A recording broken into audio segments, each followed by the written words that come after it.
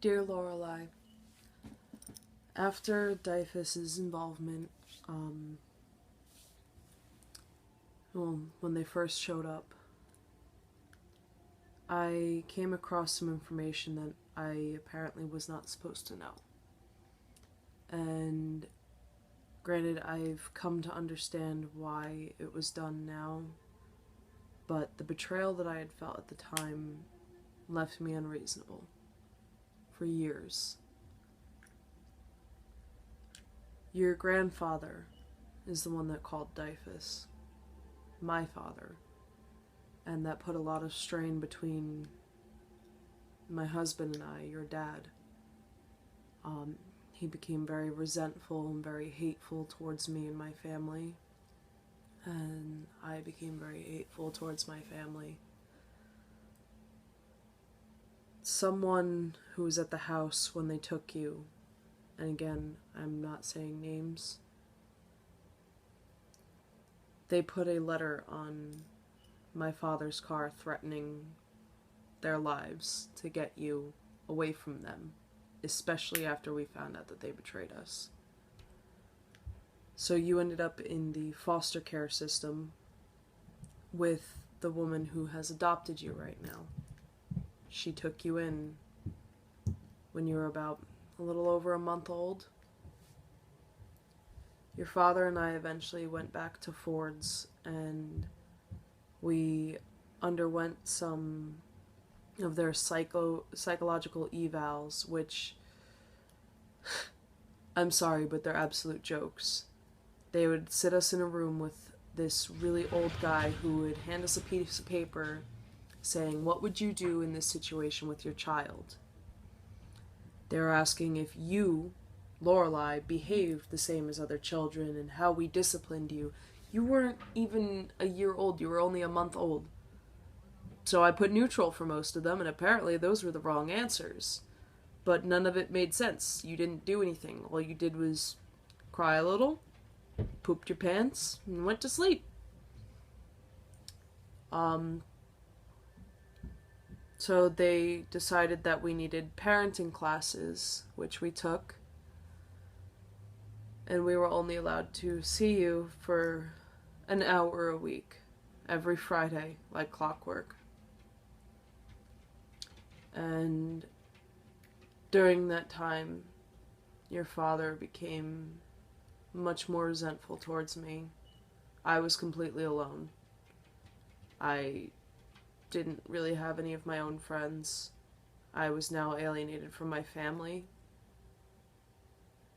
And I never even got checked out for postpartum depression or any of that. And I already have borderline personality disorder, so you can imagine what a mess I was. About a couple months into it, your father left me around, I want to say, November, and I moved in with a friend of mine from middle school and her mother, and she took me in. However, we were literally 2 houses down from your father, so it was really difficult to deal with that every day and deal with you not being with me. I started drinking very heavily. All I did was drink and work, drink and work, drink and work. I barely slept, ever. Your father would occasionally send me a message or call me to check on me. And he started dating an underage girl who was supposed to be your new mommy, because he liked to pull that a lot with any girlfriend he ended up with. We were still married, by the way. It got really tough, and Dyfus wanted me to go to therapy, but therapy was about a half hour to an hour away from where I lived. I didn't have a driver's license. I had work every single day. I think I only had Sundays off, and they weren't open then.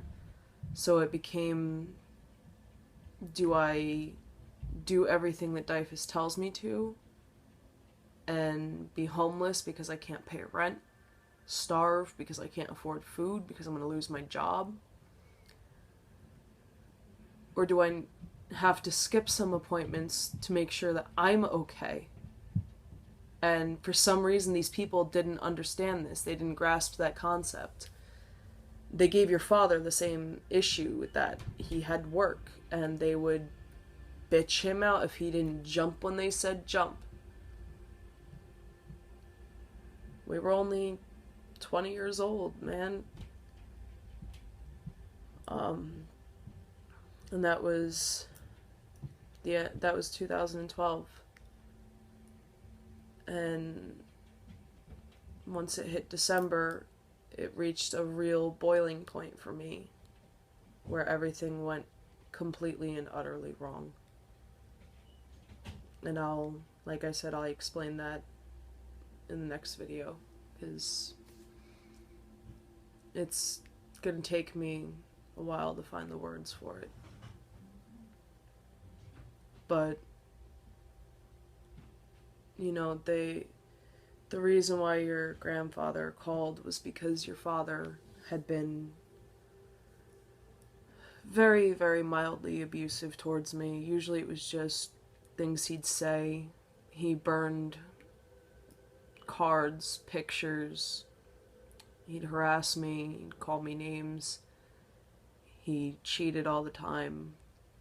So my father just wanted me to get you and get out, but he didn't have the ability to talk to me because I was blinded by your own father.